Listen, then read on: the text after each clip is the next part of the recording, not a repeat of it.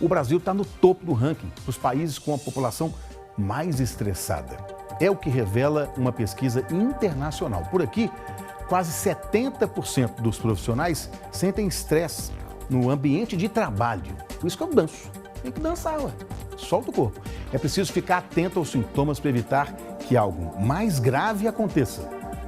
Evelyn é médica. Na pandemia de Covid, trabalhou na linha de frente de um hospital em Belo Horizonte com plantões exaustivos de até 36 horas. Você chegava no começo do plantão, o paciente estava bem, no meio do plantão o paciente já estava no oxigênio, no final do plantão estava sendo entubado. E grande parte dos que iam para o CTI não voltava.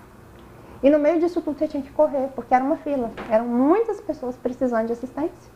E você não conseguia nem acolher aquela pessoa, entender a dor, nem você não sabe quem que é a pessoa que está ali na sua frente, qual que é a história dela. Não demorou muito para aparecerem os primeiros sintomas do estresse. Cansaço extremo, cansaço, choro, não queria fazer mais nada, só queria ficar dentro de casa, mas não podia, né? Tinha que trabalhar.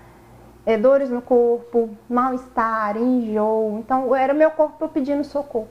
Uma realidade que a especialista em geriatria e nutrologia já havia enfrentado em duas situações, quando entrou na faculdade e depois durante a residência médica. Este psicólogo, que também é psicanalista, destaca outros importantes sintomas decorrentes do estresse que precisam ser observados. Um sujeito, por exemplo, pode responder tendo insônia. Agora, você imagina o que significa insônia no dia seguinte. Essa insônia vai ser traduzida em falta de foco, falta de atenção, vai traduzir em mudança do humor. Isso vai interferir na tua produção, isso vai interferir no seu processo de pensar, vai interferir nas relações. Isso eu estou falando de insônia. Nós podemos falar de uma apatia.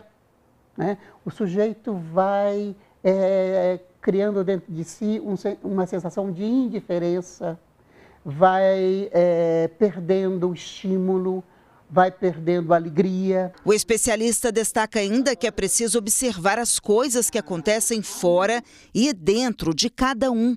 Pessoas mais exigentes consigo mesmas tendem a sofrer mais com o estresse. Um primeiro dado que a gente precisaria pensar aqui, para a gente falar do estresse ou da condição de estressante, precisamos nomear. Qual é a causa do meu estresse? Uma vez nomeado, fica mais fácil para você detectar. O estresse atinge 67% dos trabalhadores brasileiros, segundo uma pesquisa de um instituto internacional. O número está acima da média global, que ficou em 65%. Vários estudos mostram que entre as profissões mais estressantes estão bombeiros, controladores de tráfego aéreo, executivos de alto nível, advogados, policiais, jornalistas, professores e médicos, como é o caso da Evelyn. Eu estou lá na empresa, estou exercendo uma função X. Eu estou capacitado para exercer essa função? Essa função, ela me demanda, ela tem um nível de exigência, e se eu não me sinto capacitado para isso, isso pode me levar a uma situação de estresse.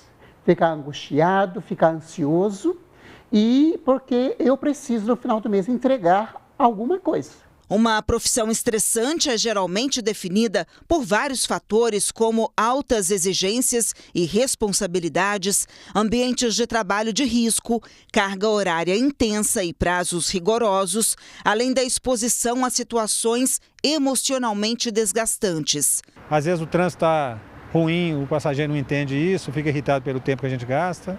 Normalmente é isso. Tem que conciliar o trabalho com a maternidade, então assim, é função em cima de função. O Brasil é o quarto país mais estressado do mundo, segundo um relatório divulgado por um instituto de pesquisa e consultoria. No pódio estão a Suécia, a Turquia e a Polônia.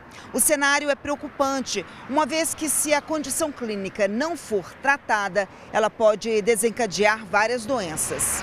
Então, aquela situação vai exaurindo esse sujeito, O sujeito vai perdendo a sua energia e, com isso, então, vai entrando num processo de depressão, que é um estado mais grave. E uma depressão que pode puxar a outras questões internas e que pode levar até mesmo ao suicídio, não é verdade? Ele reforça que a cura vem pela fala. Por isso é importante conversar sobre o assunto com pessoas próximas, além de fazer terapia. Em alguns casos, será necessário usar medicação. O estresse da Evelyn evoluiu para a síndrome de burnout, que é um distúrbio psíquico causado pela exaustão extrema, sempre relacionada ao trabalho. Mas ela buscou ajuda e conseguiu reverter a situação. Entendi o que estava acontecendo comigo e eu fui procurar ajuda na terapia. Eu nunca tinha tomado nenhuma medicação, nunca tinha feito terapia, que eu acho que era uma coisa que as pessoas deveriam fazer, porque terapia te ajuda a se conhecer, a lidar com as coisas que você empurrou pro tapete. Bate o tapete a vida inteira. Uma hora não tem como, o tapete não cabe mais nada. Então a terapia te ajuda a lidar com isso. O que eu vou fazer com essa situação que eu tenho?